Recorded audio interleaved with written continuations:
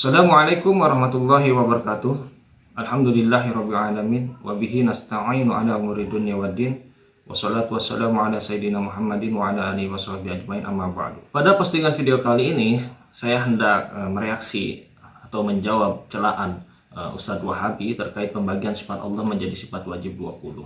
Jawaban ini saya pikir sangat penting sekali karena apa yang disampaikan oleh Ustadz Wahabi ini adalah suatu kejahilan, di mana sebenarnya dia jahil tapi tidak sadar dengan kejahilannya sendiri. Dan ini sangat berbahaya apabila tidak dijawab, karena nanti kejahilannya bisa menyebar atau menular. Langsung saja kita lihat videonya terlebih dahulu. Allah misalnya misalnya ada orang berkata begini, Allah wajib punya sifat begini dan mustahil punya sifat begini. Lalu ia tentukan sendiri. Ya, sifat wajib bagi Allah ada 20, wujud, qidam, baqo, mukhalafatun lil hawadisi, dan pokoknya cuma 20 aja, nggak boleh lebih. Waduh, ngatur banget sama Allah, Pak, namanya, Pak. Ya, bayangkan, Pak, ya, kita dulu juga, saya juga dulu belajar, katanya sifat Allah yang wajib hanya 20, nggak boleh lebih dari 20. Ajib. Terus nama Allah berapa? 99. Berarti kalau 99 kurang 20 berapa, Pak? 79. Berarti ada 79 nama tidak mengandung sifat. Enggak masuk di akal kayaknya, Pak. Dan memang tidak sesuai dengan apa yang ditunjukkan oleh Al-Qur'an dan hadis Nabi sallallahu alaihi wasallam. Sekarang Bapak beribadah mengharapkan ridho Allah tidak? Baik, ada enggak sifat ridho dalam 20 sifat? Enggak ada. Berarti konsekuensinya kalau Bapak hanya beriman kepada 20 sifat, Bapak tidak boleh beriman Allah punya sifat ridho. Bapak takut enggak dari murka Allah? Saya takut dari murka Allah. Enggak ada dalam 20 sifat Allah punya sifat murka, Pak. Berarti kalau kita hanya beriman kepada 20 saja, berarti kita menolak sifat murka. Subhanallah, berapa banyak Al-Quran menyebutkan tentang sifat-sifat yang tidak ada dalam 20 sifat. Nampak jelas dari apa yang disampaikan Ustadz Wahabi ini, dia sama sekali tidak memahami apa yang dimaksud dengan sifat wajib. Sifat wajib ini sebenarnya adalah nama lain daripada sifat zat. Dikatakan sifat wajib karena wajib adanya bagi zat Allah. Maksudnya sifat tersebut tidak boleh tiada dari zat Allah. Allah senantiasa dan selamanya disifati dengan sifat tersebut. Jika dilihat dari pengertiannya, maka tidak semua sifat Allah bisa dikatakan sebagai sifat wajib atau sifat zat, karena ada juga yang dinamakan sebagai sifat perbuatan. Adapun terkait pembagian sifat Allah berdasarkan wajib adanya bagi zat Allah atau tidak, itu dilakukan juga oleh ulama Wahabi seperti Ibnu Utsaimin. Kita bisa membacanya di dalam kitab Majmu' Fatawa. Ini dia kitab Majmu' Fatawa juz yang pertama, ada di halaman 124.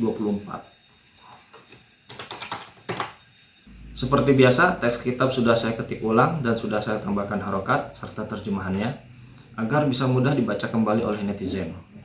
Ada di sini ya, dan ini nanti bisa di-download. Linknya saya cantumkan di deskripsi. Wa su'ila fadilatu syekhi an aqsami sifatillahi ta'ala bi'tibari luzumiha li dzatihi al-muqaddasati wa 'adami luzumiha. Syekh Ibnu Utsaimin yang mulia ditanya tentang pembagian sifat-sifat Allah Ta'ala berdasarkan wajib adanya bagi zatnya yang suci dan tidak wajib adanya. Fa'ajaba biqaulihi tankasimu sifatullahi Ta'ala bi'tibari luzumiha li dzatihi al-muqaddasati wa 'adami luzumiha ila thalathati aqsamin. Beliau menjawab dengan perkataannya, sifat-sifat Allah Ta'ala berdasarkan wajib adanya bagi zatnya yang suci dan tidak wajib adanya terbagi menjadi 3 bagian. Al-qismu awwalu sifatun dzatiyatun, al-qismu tsani sifatun fi'liyatun, al-qismu tsalitsu sifatun dzatiyatun fi'liyatun bi'tibaraini. Pertama sifat dzatiyah atau sifat zat.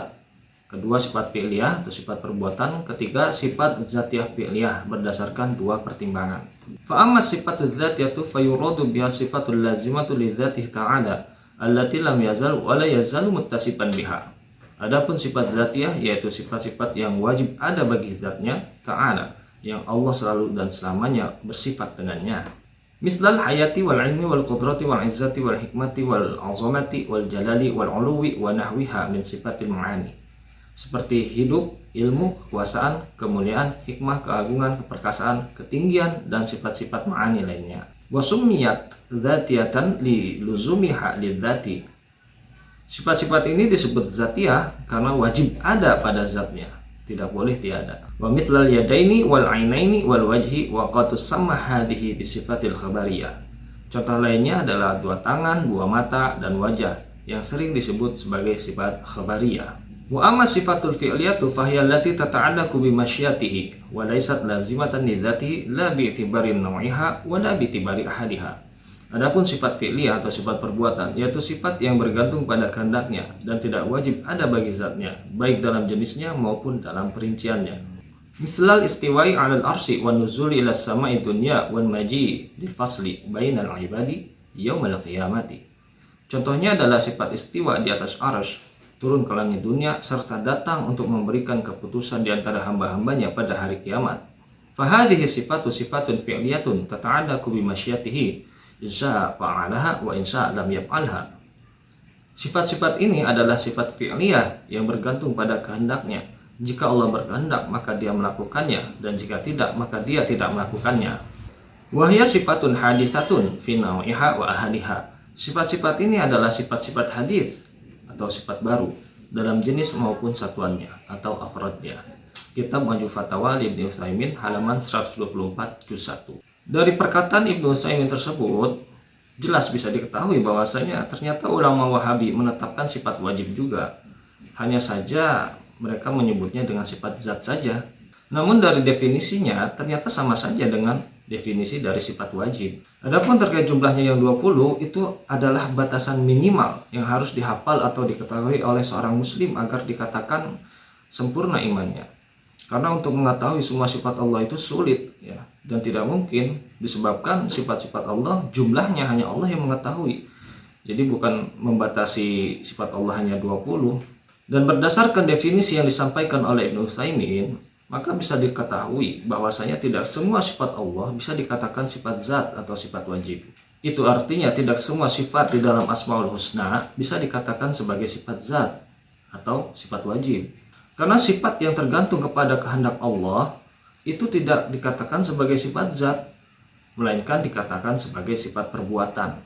Jika Allah berkehendak, maka Allah melakukan perbuatan itu.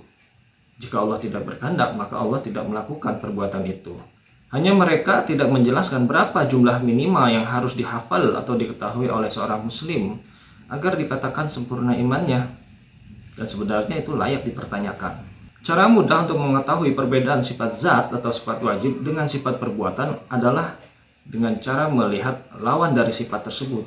Jika Allah tidak boleh disifati dengan sifat lawannya, maka itu termasuk sifat zat atau sifat wajib. Misalkan Allah disifati dengan sifat hidup, lawan dari hidup itu adalah mati. Allah tidak boleh disifati dengan sifat mati, maka sifat hidup adalah sifat zat atau sifat wajib. Jika Allah boleh disifati dengan sifat lawannya, maka itu disebutnya sifat perbuatan. Misalkan Allah disifati dengan sifat menghidupkan makhluk. Lawan dari menghidupkan makhluk adalah mematikan makhluk. Allah boleh mematikan makhluk, jelas itu boleh. Maka sifat menghidupkan makhluk itu dikatakan sebagai sifat perbuatan. Sama halnya dengan yang dikatakan Ustadz Wahabi tadi, yaitu terkait sifat murka atau ridho. Karena Allah boleh disifati dengan lawannya. Boleh dikatakan Allah tidak murka atau boleh juga tidak ridho. Nah, itu artinya sifat murka dan sifat ridho tidak bisa dikatakan sebagai sifat zat karena tergantung kepada kehendak Allah. Adapun pembagian sifat Allah yang ketiga itu murni versi Wahabi, bukan versi Ahlus Sunnah wal Jamaah. Jadi butuh waktu yang cukup panjang untuk menjelaskannya. Insya Allah nanti saya akan jelaskan pada video yang akan datang. Demikian penjelasan tentang sifat wajib. Mudah-mudahan bermanfaat dan bisa dipahami. Allahu a'lam bishawab. Wassalamualaikum warahmatullahi wabarakatuh.